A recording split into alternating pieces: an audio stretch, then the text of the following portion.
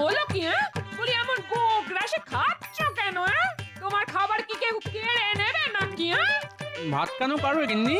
কিন্তু আজ রাজসভায় পৌঁছতে দেরি হলে মহারাজ হয়তো আমার চাকরিটাই কেড়ে নেবেন। কেন? রাজসভায় কি এমন মহা কাজ আছে আজ? সে আমি বলতে পারবো না, তবে মহারাজ সকলকে ঠিক সময়ে রাজসভায় হাজির থাকতে বলেছেন। আমি চললাম গিন্নি। দুগা দুগা দুগা দুগা দুগা দুগা। সকলেই এসে গেছো দেখছি। এখন গোপাল এলেই আলোচনা শুরু করা যেতে পারে। গোপাল এলেই নয় মহারাজ, আপনার গোপাল এসেই গেছে। বাহ বাহ বাহ, খুব ভালো। তাহলে তো এবার আলোচনা শুরু করা যেতেই পারে। হ্যাঁ মহারাজ, শুরু করুন। আসলে ব্যাপারটা হচ্ছে কি, কদিন বাদেই তো দোল পূর্ণিমা। হ্যাঁ মহারাজ, ঠিক 5 দিন বাদে। বুঝলে, আমার বড় ইচ্ছে যে এবারে দোল পূর্ণিমাটা একটু অন্যভাবে উদযাপন করা। মানে তোমরা সকলে সস্ত্রী ওই দিন রাজবাড়িতে আসবে, সকলে একসঙ্গে রং টং খেলা যাবে, তারপর প্রসাদের খিচুড়ি খাওয়া। তোমরা রাজি তো? আমরা তো রাজি, কিন্তু আমাদের ঘরণীরা কি রং মাখতে রাজি হবে? রাজি হবে না মানে? রাজি না হলে বুঝিয়ে সুঝিয়ে তাদের রাজি করাতে হবে। এই সভাকবি রাজি করাতে পারবে তো? আমার সঙ্গে করে আরি আমার বউ চলে গেছে বাপের বাড়ি। কি কথাই শোনালি, বউ চলে গেছে বাপের বাড়ি? কেন কেন? বউয়ের সাথে ঝগড়া হয় কেন? কি করব মহারাজ, সে যে বড় অবুঝ। থাক থাক, আর ব্যাখ্যা দেওয়ার দরকার নেই। রাজবৈদ্য, আগে আগে সে যে ওই বাতের ব্যথায় বড্ড কাহিল। হ্যাঁ কি বললে? বুদ্ধির বউ বাতের ব্যথায় কাহিল? এই এই তুমি কেমন বৈদ্য হে? নিজের বউয়ের বাতের ব্যথা সারাতে পারো না? কি করব মহারাজ, আসলে বড্ড ওই পুরানো ব্যথা তো, মানে আমার বিয়েরও ওই আগে থেকে। গরমকালে একটু ভালো থাকলেও শীতকালে বড় কাহিল হয়ে পড়ে। বাতের ব্যথা খুবই বেদনাদায়ক। উঠতে গেলে লাঠি, বসতে গেলে মাটি। ব্যথা ব্যথা, কত ব্যথা। তাহলে আর কি করা যাবে? মাঝখান থেকে দুটো বউ বাদ পড়লো। দুটো নয় মহারাজ, দুটো নয়, 3টে। মানে আমার বউকেও বাদের খাতায় ধরে রাখতে হবে। আগামীকাল সেও দোল পূর্ণিমা উপলক্ষে বাপের বাড়ি চলে যাচ্ছে। ওখানেও তো খুব বড় করে দোল উৎসব হয় কিনা। মানে বাবা বাবা বাবা, এ তো এক এক করে অনেক বই বাদ পড়েছে। তা সেনাপতি, তোমার? ইয়ে মানে হ্যাঁ আমি তাকে বোঝাবার চেষ্টা করব মহারাজ, নিশ্চয়ই করব। কিন্তু সে যে বড্ড লাজুক মহারাজ, ওই টপ করে ওই ঘরের বাইরে বেরোতেই চায় না। কি করি বলুন? তার মানে ধরে রাখতে হবে সেও বাদ। বাকি রইলো গোপালের বউ, মন্ত্রীর বউ আর তোমাদের মহারানী। ঠিক আছে, মানে এই 3 জনকে নিয়েই দোল খেলা হবে। সেরেছে, আমার গিন্নি তো কোনোদিনই রং মাখতে চায় না। কি গোপাল, আরে বিড়বিড় করে কি বলছো? না মানে কিছুই বলছি না মহারাজ। আর কিছু বললেও আমি কিন্তু শুনছি না। মোদ্দা কথা, তোমার আর মন্ত্রীর বউকে ওই দিন আমি রাজবাড়িতে দেখতে চাই, ব্যাস। না না না না না, ও তুমি যতই বলো না কেন, এতদিন যখন রং মাখিনি তখন এবারও রং মাখতে পারবো না, এই বলে দিলাম। হ্যাঁ, কেন রং মাখতে পারবে না কেন? পারবো না তো পারবো না, ব্যাস। বলি যখন অল্প বয়স ছিল, যখন আমার ছিপ ছিপে চেহারা ছিল, তখন তো কোনোদিন রং মাখাতে চাওনি। কি করব, আসলে তখন যে রঙের বড্ড দাম ছিল আর রোজগারও ছিল খুব কম। এখন বুঝি রঙের দাম কমে গেছে? না মানে রঙের দাম না কমলেও রোজগার তো কিছু বেড়েছে। আর সব থেকে বড় কথা হলো রং কিনতে তো আর পয়সা লাগছে না, সব খরচ তো মহারাজের। তাহলে তুমি গিয়ে রং মেখে এসো, আমাকে আর এর মধ্যে টেনো না। হ্যাঁ, আহা, সামান্য রং মাখা নিয়ে এত চড়ছো কেন বলো তো? মনে রাখবে, এটা মহারাজের আদেশ। তুমি মহারাজের কাছে চাকরি করো, তাই মহারাজের আদেশ মানতে তুমি বাধ্য। আমি কিন্তু বাধ্য নই। হ্যাঁ, যা ছেলে, এতে দেখছি আচ্ছা গো। গো হলে গো, তবে একবার যখন রং খেলবো না বলেছি, তখন মরে গেলেও খেলবো না। আরে তুমি রং খেলতে না গেলে আমার যে চাকরি থাকবে না। গেলে যাবে, তাতে আমার কি? এত এতদিন তো শুনে এসেছি নারী হলো সহনশীল বুঝতার, কিন্তু তুমি তো দেখছি একেবারে উল্টো। হ্যাঁ আমি উল্টো, আমি হলাম সেই নারী যার আরেক নাম শক্তি। বুঝতে পেরেছি, তুমি শক্তি হলে আমি হলাম সহ্য শক্তি। তবে রে, হ্যাঁ? ওরে বাবা, শক্তি যে আবার রুদ্র শক্তি হয়ে মারতে আসছে। আহ, কি বলছো কি রানী, তুমি রং খেলবে না? না খেলবো না, গতবার রং খেলে সারা গায়ে এরকম ঘামাচির মতো কি সব বেরিয়েছিল। সে গতবার বেরিয়েছিল বলে এবারেও যে বেরোবে তার কোনো কথা আছে না। ওসব কথা জেনে আমার কাজ নেই, মোদ্দা কথা এবার আমি রং খেলবো না। এই দেখো, এইদিকে গোপাল আর মন্ত্রীর বউ তোমার সঙ্গে রং খেলতে আসবে, তা তুমি যদি না খেলো সেটা কি ভালো দেখাবে? আমাকে না জিজ্ঞেস করে আপনি ওদের আসতে বললেন কেন? তা তুমি যে খেলবে না সেটা আমি কি করে বুঝবো? তা এখন বুঝলেন তো, ওদের বারণ করে দিন। ও সব আমি পারবো না, আমি হলাম এ রাজ্যের রাজা, কথার খেলাপ করা আমার মানায় না। ভদ্রলোকের এক কথা, ব্যাস। তাহলে যা পারেন তাই করুন। ওহ, তোমার সাহস তো কম নয়, আমার মুখের ওপর দুম করে না করে দিলে। হ্যাঁ করে দিলাম, কারণ দোলের দিন ভূতের মতো রং মাখতে কোনো দিন আমার ভালো লাগে না। গো, সারা গা জুড়ে শুধু লাল বাদুড়ের রং, দুদিন ধরে ঘষে ঘষে সেই রং তুলু। এই শোনো, অত হ্যাপা আমার পোষাবে না। হ্যাঁ কি বলছো কি, রানীমা রং খেলবে? আর তার থেকেও বড় কথা, গোপাল যদি তার বউকে নিয়ে হাজির হয় তাহলে তো গোপালের কাছে আমি হেরে যাব। সে তো তুমি উঠতে বসতে খেতে শুতে গোপালের কাছে হেরে বসে থাকো, নতুন করে আরেকবার হারলে ক্ষতি কি? কি আবার আমার মুখের উপর এত বড় কথা বললে? দেখো দেখো, এরকম অবাধ্যতা করলে না আমি কিন্তু তোমাকে বাপের বাড়ি বসিয়ে দিয়ে আসবো। সে তুমি যা ইচ্ছে করতে পারো, আমি রং খেলবো না, এই আমার শেষ কথা, ব্যাস। এ তো দেখছি ভবি ভুলবার নয়। হ্যাঁ, কি করি এখন? মহারাজকে গিয়ে কি বলবো? হ্যাঁ, গিন্নির যা মেজাজ দেখলাম, তাতে তাকে দিয়ে রং খেলানোর থেকে বাঘের দুধ দুয়ে নিয়ে আসা অনেক সহজ দেখছি। দূর দূর, ভালো লাগে না। যাই, এখন মহারাজকে গিয়ে বলে আসি যে আমার গিন্নি রং খেলবে না।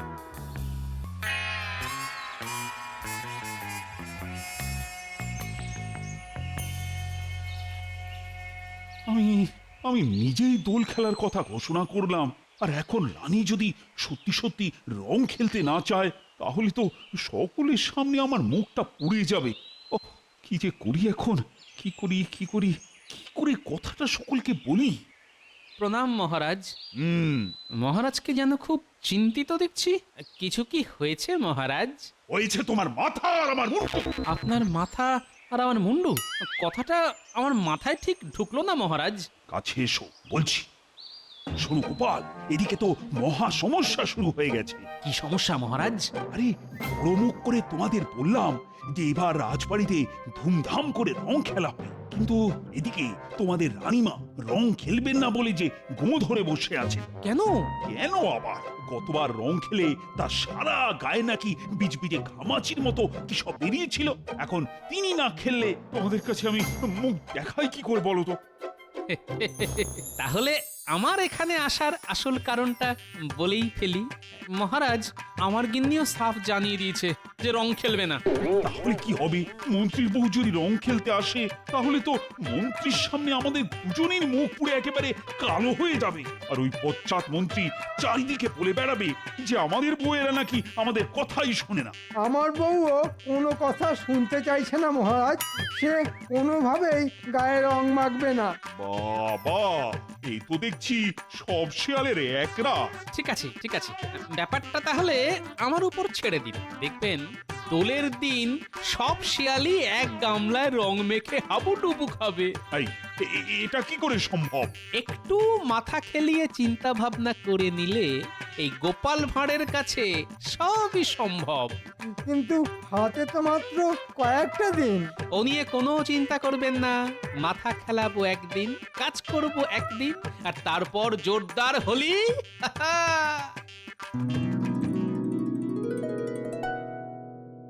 আচ্ছা দাদু, আমাদের কি জন্য এখানে ডেকে পাঠালে বলো তো?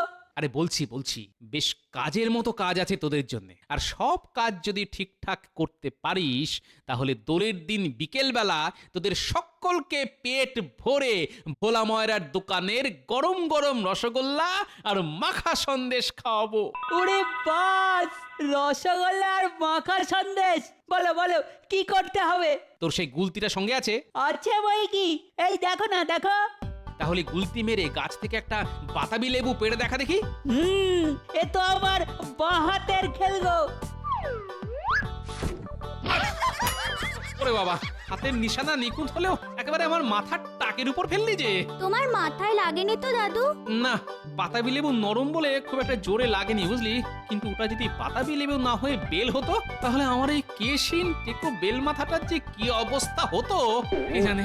শোন গুলটে, শোন, দোলের দিন সকালে তোকে আমার কাজে লাগবে, তবে কি করতে হবে পরে বলে দেবো তোকে। হ্যাঁ, এবার আমায় বলো কি করতে হবে আমায়? আচ্ছা, বিড়ালের মতো নিঃশব্দে হাঁটতে পারবি?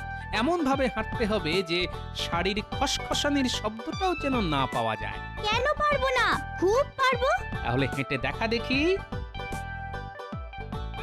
বাহ বাহ বাহ বাহ, খুব ভালো খুব ভালো। ঠিক আছে, দোলের দিন সকালে তোকে আমার কাজে লাগবে। আরে ওদের তো তোমার কাজে লাগবে বলছো, কিন্তু আমি? তুই চট করে গাছে উঠে দেখা দেখি কেমন চড়তে পারিস। আচ্ছা, এই দেখো। আরে দাঁড়া দাঁড়া দাঁড়া, মুখের কথা খসাতে না খসাতেই তো গাছে উঠে পড়লি। এই জল ভর্তি বালতিটা কে নিয়ে যাবে? কিন্তু কিন্তু দাদু, বালতি নিয়ে কিভাবে উঠবো? হ্যাঁ, একটা দড়ি নিয়ে আয় চট করে। এই নাও দাদু। এবার বালতির হাতলের সাথে দড়িটার এক প্রান্ত বাঁধ আর আরেকটা প্রান্ত কোমরে বেঁধে গাছে উঠে পড়। এবার আস্তে আস্তে দড়ি দিয়ে বালতিটা টেনে তোল। দাদু, তোমার কি বুদ্ধি! শোন, দোলের দিন সকাল সকাল তোরা সকলেই বাতাবি লেবু গাছতলায় এসে দাঁড়াবি। কি কি করতে হবে সব বলে দেবো তোদের। দাদু, আজ হবে নাকি অল্প অল্প করে রসগোল্লা আর মাখা সন্দেশ? ওই কাজের বায়না আর কি। দারুণ বলেছিস, কাজের বায়না। চল তাহলে, তবে যাবার পথে ট্যাপার পুঁচকে কেউ ডেকে নেব বুঝলি, দোলের দিন ওদেরও কাজে লাগবে আমার।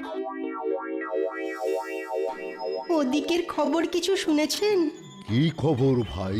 একেবারে ঘোড়ার মুখের খবর। তবে আমার মুখের খবর থুড়ি থুড়ি, ওই ঘোড়ার মুখের খবরটা আবার 5 কণ করবেন না যেন।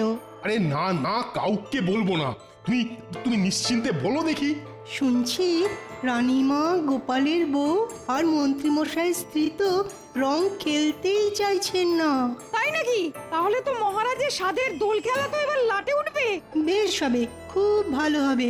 আমার বউ আড়ি করে বাপের বাড়ি চলে গেছে বলে মহারাজ আমায় 2-4 কথা শুনিয়েছিলেন। চুপ চুপ, আর কোনো কথা নয়, গোপাল আসছে। আমাকে দেখে এমন চুপ করে গেল কেন? তার মানে বেটারা নিশ্চয়ই এখানে দাঁড়িয়ে কালকের দোল নিয়ে আলোচনা করছে। এই যে গোপাল, কোথায় যাচ্ছ? রাজবাড়ি। কেন ভাই? রাবড়ি খাবো বলে।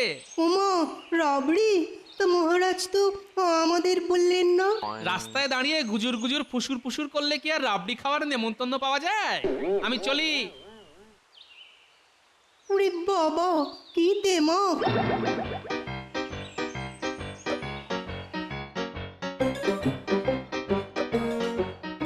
আরে গোপাল, আজ বাদে কাল দোল, তা বৌদির খেলার ব্যাপারে কি ব্যবস্থা করলে?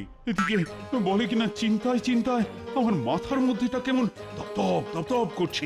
কোনো চিন্তা করবেন না মহারাজ, এমন ব্যবস্থা করে রেখেছি না যে কাল সকলে দৌড়ে দৌড়ে রং খেলতে আসবে। হ্যাঁ, তাই নাকি? এই গোপাল, বলো বলো বলো, বলো না, কি ব্যবস্থা করছো? বাবা, মাথা খেলিয়ে কি বুদ্ধিটাই না বের করেছো গোপাল। সত্যি তোমার বুদ্ধির কোনো তুলনা নেই। আজ তাহলে সেই দিন, মানে দোল। যা যা বলেছি সেই মতো যে যার কাজে লেগে পড়। তুমি কিচ্ছু চিন্তা করো না দাদু, তোমার কথা মতো কাজ হয়ে যাবে। আমি তাহলে বাড়ির দিকে যাচ্ছি। গুলটে, আয় আমার সঙ্গে।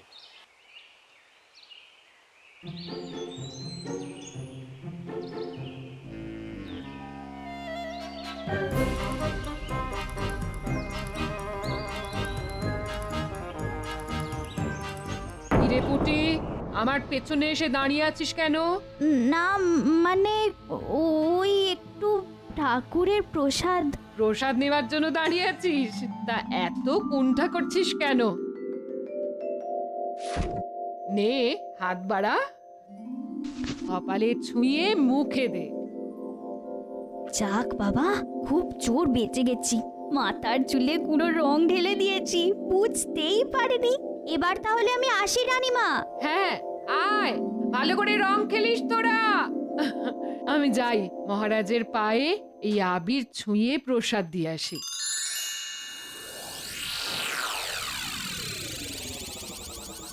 গিন্নি পুকুর থেকে জল আনতে গেছে, এই ফাঁকে যা করার করে দিলাম, এবার জমবে খেলা।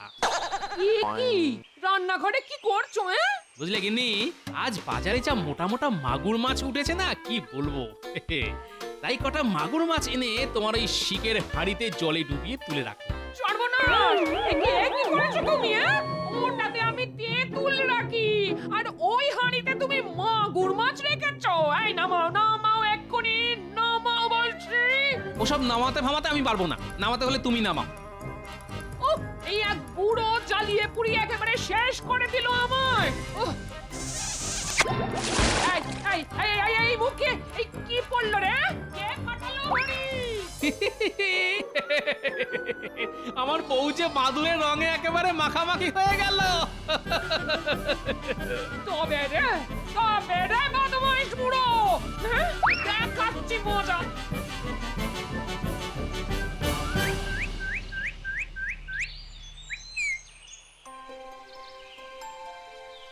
নিন, রাধা কৃষ্ণের প্রসাদ নিন। এবার পাটা একটু বাড়ান, পায়ে আবির দেব। গোপালের কথা মতো এবার রানীকে মোক্ষম ঠকাতে হবে। আরে রানী, তোমার মাথায় সাদা মতন এটা কি? কাকে ইয়ে করে দিল নাকি? ইমা, তাহলে তো আবার চান করতে হবে। দূর দূর দূর, আর ভাল লাগে না। যাও যাও রানী, এবার ওই মিথ্যে কাকে নিয়ে ধোবার জন্য যত ইচ্ছে জল ঢালো মাথায়। যত জল ঢালবে মুখ হবে তত বেগুনি। বাবা, খুব তো বলেছিলে রং খেলবো না, এবার দেখি কেমন রং না খেলে পারো তুমি। এই এই এই এই এই পাজির দল, গাছ থেকে ফুল ছিঁড়ছিস কেন রে? কি রে, ভালো করে কথা কানে গেল না? দাঁড়া দাঁড়া, দেখাচ্ছি তোদের, দেখাচ্ছি, দাঁড়া। পালিয়ে যাবি কোথায়? ধরতে পারলে না কানগুলো টেনে ছিঁড়ে নেব। হ্যাঁ, এই এই এই এই, কে রং ঢাললি আমার গায়ে? ওরে হতচ্ছাড়া ন্যাকড়া, হ্যাঁ? তোরই কাজ। দাঁড়া দাঁড়া দাঁড়া, তোর একদিন কি আমার একদিন। দাঁড়া দাঁড়া বলছি, দাঁড়া। লাল রঙে আমার গিন্নি একেবারে লাল টমেটো হয়ে গেছে। বুদ্ধি বটে গোপালের, বুদ্ধি বটে। কি এমন লাল রং কে মাখালো তোমায়? ন্যাপলা, কিন্তু এমন বাদুড়ের রঙে তোমায় কে চুবিয়েছে? কে আবার? ওই যে আমার ঘরের শত্রু টেকো বুড়ো। চলো চলো চলো, মহারাজের কাছে গিয়ে নালিশ করে আসি। মহারাজকে বলে কিচ্ছু হবে না, তার থেকে বরং রানীমার কাছে চলো, তিনি এর বিচার করবেন। ঠিক বলেছো, তাই চলো, তাই চলো চলো।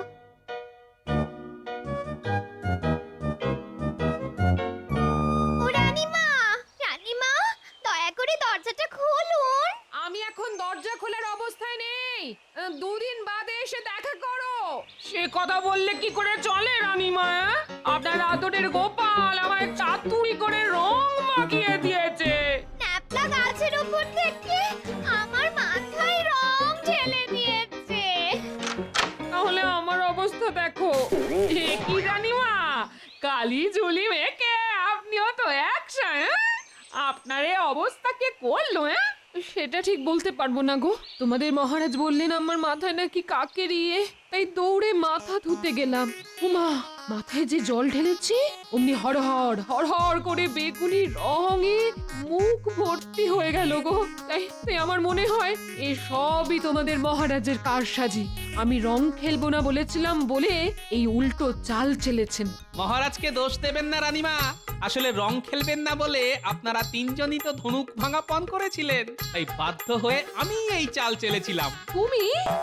আগে হ্যাঁ, সকালে পুঁটি এসে প্রসাদ নেবার বাহানায় আপনার মাথায় গুঁড়ো রং ঢেলে দিল, ট্যাপা আর পুঁচকে ফুল ছেঁড়ার অছিলায় মন্ত্রী মশাইয়ের স্ত্রীকে ঘরের বাইরে বের করে আনলো, আর আমারটা বাড়িতে তো হাড়ি ফট। লাল বেগুনি আর বাদুড়ে মিলে একেবারে সব রং বাহার হয়ে গেছে। রং বাহার। গোপাল, তোমার পেটে পেটে এত, তা রং যখন একবার মেখেই ফেলেছি তখন চলো সবাই মিলে রং খেলা যাক। দাদু, আমাদের রসগোল্লা। আজ আর দাদু নয়, আজ তোদের সকলকে পেট ভরে রসগোল্লা খাওয়াবো আমি। তুমি রসগোল্লা খাওয়ালে আমি খাওয়াবো সন্দেশ। কি মজা, কি মজা। তাহলে এবার গলা ছেড়ে বলা যাক হোলি হ্যাঁ। হোলি হ্যায়।